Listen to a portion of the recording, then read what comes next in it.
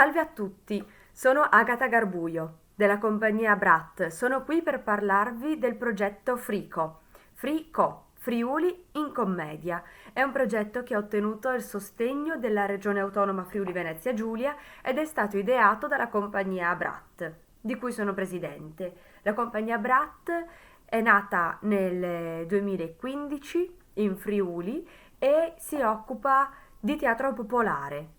Popolare inteso come un teatro accessibile, un teatro che non sia elitario, un teatro che parli a tutti e che parli di tutti, un teatro che parli dell'essere umano.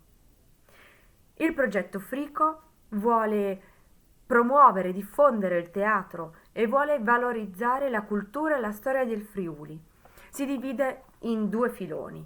Un filone formativo con seminari, laboratori di uso della maschera teatrale e di costruzione della maschera che si svolgeranno sia in Friuli che in Trentino Alto Adige che all'estero, in Romania, rivolti sia a giovani e ragazzi che anche ad adulti.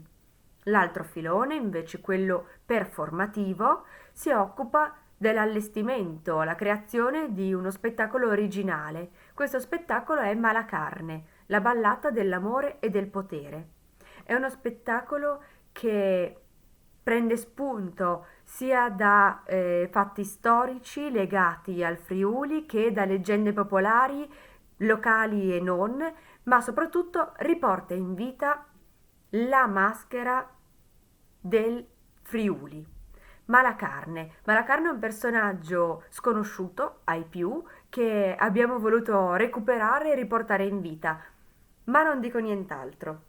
Per saperne di più, seguite la pagina Facebook Frico e i canali della compagnia Brat, Facebook, Instagram e YouTube e visitate il sito www.free-co.it.